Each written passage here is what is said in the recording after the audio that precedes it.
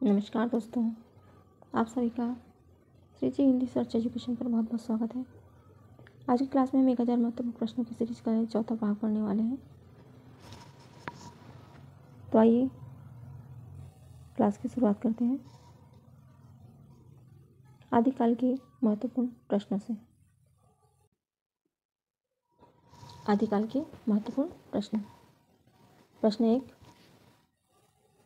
आदिकाल साहित्य का वर्ग विभाजन है। आदिकालीन साहित्य का वर्ग विभाजन है। ए, सिद्ध साहित्य, जैन साहित्य, नाथ साहित्य, रास साहित्य, लौकिक साहित्य या उपरोक्त सभी। आदिकालीन साहित्य का वर्ग विभाजन है तो इसमें उपरोक्त सभी आ जाएगा, क्योंकि सिद्ध साहित्य, जैन साहित्य, नाथ साहित्य, रासो और लौकिक साहित्य ये सभी थे। आंसर हो जाएगा उपरोक्त सभी। प्रश्न अगला, उपरोक्त सभी। सिद्ध साहित्य का क्षेत्र कौन सा है? प्रश्न 2, सिद्ध साहित्य का क्षेत्र कौन सा है? पूर्वी क्षेत्र, उत्तरी क्षेत्र, पश्चिमी क्षेत्र या दक्षिणी क्षेत्र? सिद्ध साहित्य का क्षेत्र पूर्वी क्षेत्र कहलाता है। पूर्वी क्षेत्र।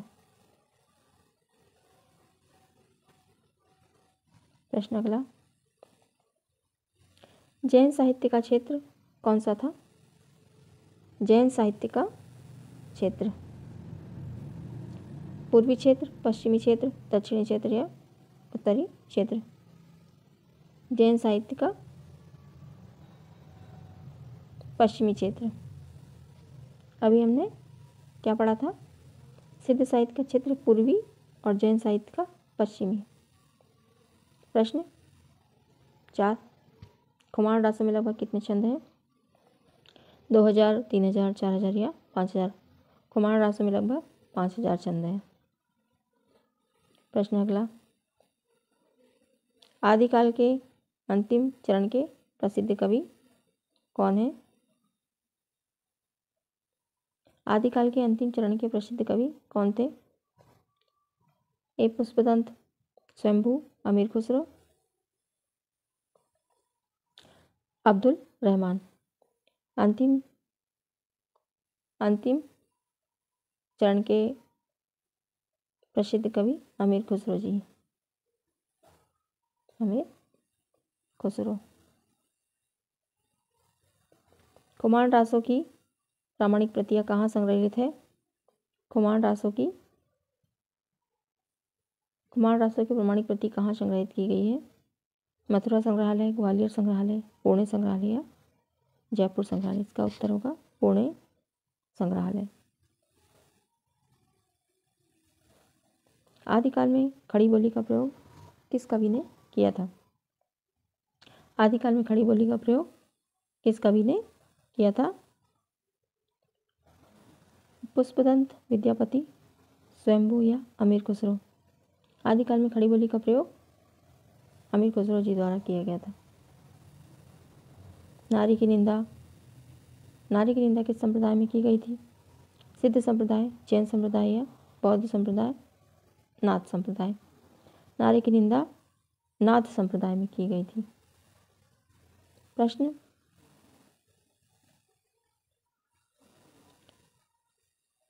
प्रश्न 8, आचार्य हजारी प्रसाद द्विवेदी रासा शब्द की उत्पत्ति किस शब्द से मानते हैं?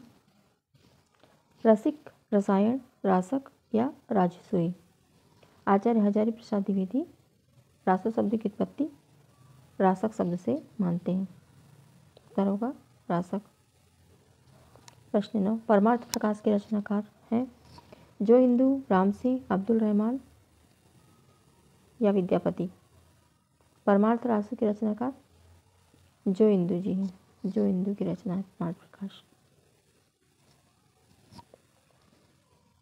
अपभ्रंश एवं ब्रजभाषा के युग से कौन सी भाषा बनती है? अपभ्रंश एवं ब्रजभाषा के युग से कौन सी भाषा बनती है? डिंगल, पिंगल, अवट, देशज भाषा? डिंगल, पिंगल, अवट या देशज भाषा? तो अपभ्रंश और ब्रजभाषा के योग से पिंगल भाषा बनती है और अपभ्रंश और राजस्थानी भाषा के योग से टिंगल भाषा बनती है। इसका उत्तर होगा पिंगल।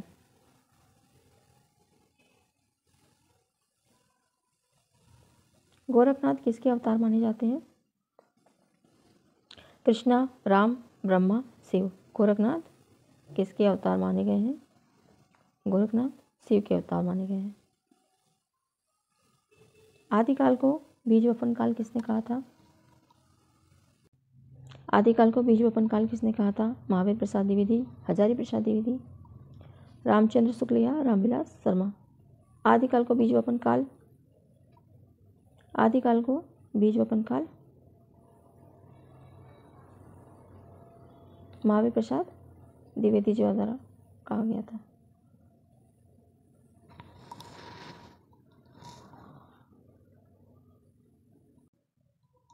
हिंदी साहित्य की भूमिका के लेखक, हिंदी साहित्य की भूमिका के लेखक हैं रामचंद्र शुक्ल, श्याम सुंदर दास, महावीर प्रसाद द्विवेदी, हजारी प्रसाद द्विवेदी। हिंदी साहित्य की भूमिका के लेखक हजारी प्रसाद द्विवेदी जी हैं। हजारी प्रसाद द्विवेदी, हजारी प्रसाद जी। प्रश्न अगला, रामचंद्र शुक्ल ने हिंदी साहित्य को कितने कालों में बांटा है? रामचंद्र शुक्ल ने हिंदी साहित्य को दो भाग, 3 भाग, 4 भाग या 5 भाग। रामचंद्र शुक्ल ने हिंदी साहित्य को 4 भागों में बांटा है। प्रश्न अगला, हिंदी साहित्य का इतिहास दर्शन ग्रंथ के लेखक हैं डॉक्टर नलिनीलोचन शर्मा, नामवर सिंह, डॉक्टर नागेंद्र रामस्वरूप चतुर्वेदी। हिंदी साहित्य का इतिहास दर्शन के लेखक है डॉक्टर नलिनीलोचन शर्मा। हिंदी साहित्य का इतिहास लेखन की परंपरा का शुभारंभ किया गया था। हिंदी साहित्य के इतिहास लेखन की परंपरा का शुभारंभ किया गया था Garcin de Tassy, CC Singer, George Grierson या हजारी प्रसाद द्विवेदी। हिंदी साहित्य के इतिहास लेखन की परंपरा का शुभारंभ गारसा दत्तासी द्वारा किया गया था। गारसा दत्तासी द्वारा। इसका उत्तर होगा गारसा दत्तासी। प्रश्न, हिंदी साहित्य का सर्वाधिक उल्लेखनीय इतिहास ग्रंथ किसने लिखा है? हिंदी साहित्य का सर्वाधिक उल्लेखनीय इतिहास ग्रंथ आचार्य रामचंद्र शुक्ल, रमाशंकर शुक्ल रसाल, जॉर्ज ग्रेसन, मिश्र बंधु। हिंदी साहित्य का सर्वाधिक उल्लेखनीय इतिहास ग्रंथ आचार्य रामचंद्र शुक्ल जी द्वारा लिखा गया। आध्यात्मिक रंग के चश्मे बहुत सस्ते हो गए हैं, कथन किसका है? आचार्य रामचंद्र शुक्ल, हजारी प्रसाद द्विवेदी, नंद दुलारे वाजपेयी या रामविलास शर्मा। आध्यात्मिक रंग के चश्मे बहुत सस्ते हो गए हैं, यह कथन आचार्य रामचंद्र शुक्ल जी का है।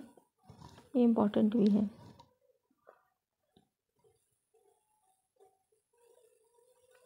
पांच पांडव चरित्र रास यह किसका है? 5 पांडव चरित्र रास है शालिपत्र सूरी, विद्यापति, आसुगु या मधुकर कवि। 5 पांडव चरित्र रास ये शालिपत्र सूरी जी का है। जैन साधुओं ने रास शब्द संस्कृत के किस शब्द से लिया है? रास शब्द संस्कृत के किस शब्द से लिया है? ए रस, भी ऋषि, सी रास, डी रसना। इसका उत्तर होगा रस। डॉक्टर रामकुमार वर्मा ने काल विभाजन में हिंदी साहित्य का प्रारंभ कब से माना है? डॉक्टर रामकुमार वर्मा ने 750 विक्रम संवत, 1000 विक्रम संवत, 700 विक्रम संवत या 1050 विक्रम संवत। तो डॉक्टर रामकुमार वर्मा ने काल विभाजन का समय 700 विक्रम संवत से माना है। 700 विक्रम संवत। प्रश्न अगला, आलवार भक्त किन्हें कहा जाता है? आलवार भक्त किन्हें कहा जाता है? शैव, वैष्णव, जैन या सिद्ध को। आलवर भक्त वैष्णव कहे जाते हैं। विद्यापति किस नरेश के दरबारी कवि थे? राजा जयसिंह, राजा जयसिंह, राजा हिम्मत सिंह, राजा शिव सिंह या राजा छत्रपति शिवाजी? राजा शिव सिंह के दरबारी कवि थे। भूषण छत्रपति शिवाजी के थे।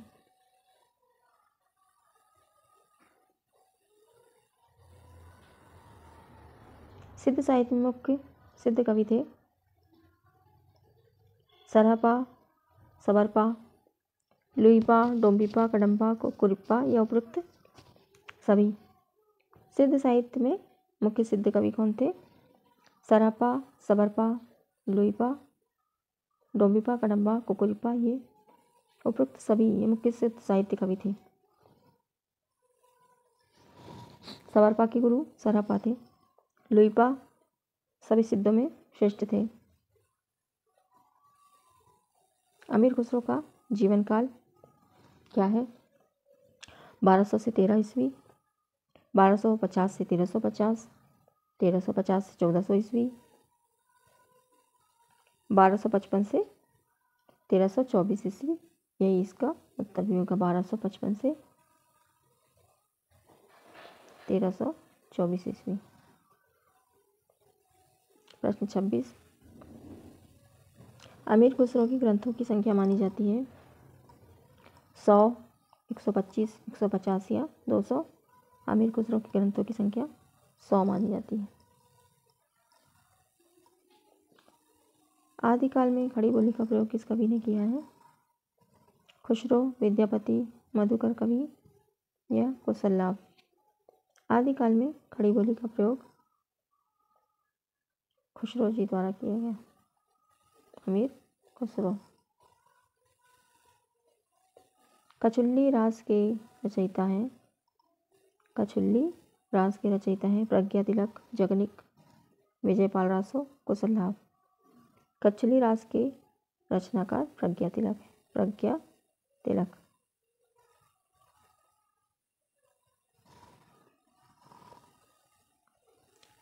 ये दोबारा से क्वेश्चन आ गया। नारी की निंदा किस संप्रदाय में की गई? तो नाथ संप्रदाय में। प्रश्न 30, जयचंद्र प्रकाश के रचनाकार हैं? भट्ट केदार, कौशललाभ, राम सिंह या मधुकर कवि? जयचंद्र प्रकाश के रचनाकार भट्ट केदार जी हैं। भट्ट केदार जयचंद्र प्रकाश के रचनाकार। प्रश्न, रासो शब्द की उत्पत्ति रसायन से किसने मानी है? आचार्य रामचंद्र शुक्ल, पंडित हरप्रसाद शास्त्री, हजारी प्रसाद द्विवेदी, नरोत्तम स्वामी।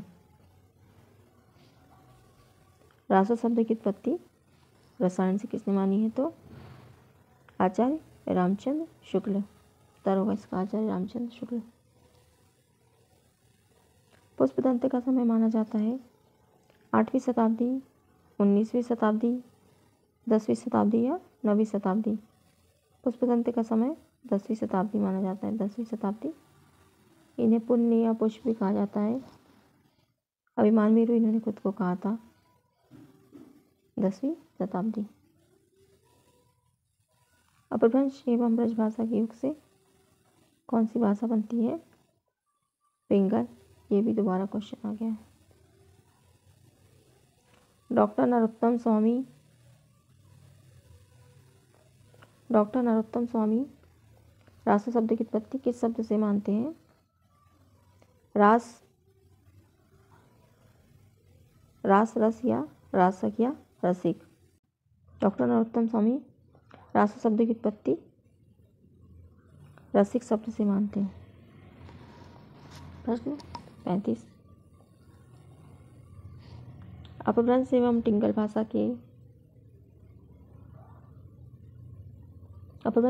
भाषा किसके योग से बनती है? डिंगल भाषा। राजस्थानी, ब्रजभाषा, गुजराती या मैथिली? अपभ्रंश और डिंगल भाषा ये राजस्थानी और अपभ्रंश के योग से बनती है। अपभ्रंश और ब्रजभाषा के योग से पिंगल बनती है। पिंगल। अपभ्रंश और राजस्थानी के योग से डिंगल भाषा बनती है। प्रश्न बस इतने ही, 35 ही प्रश्न है। तो ठीक है दोस्तों, आज के लिए इतना ही। अगली क्लास में फिर इसके आगे के प्रश्नों को लेकर उपस्थित होंगे, मिक्स क्वेश्चन। तब तक के लिए नमस्कार। क्लास आपको पसंद आए तो एक लाइक ज़रूर करिएगा। धन्यवाद। अगली क्लास में फिर मिलते हैं। तब तक के लिए नमस्कार।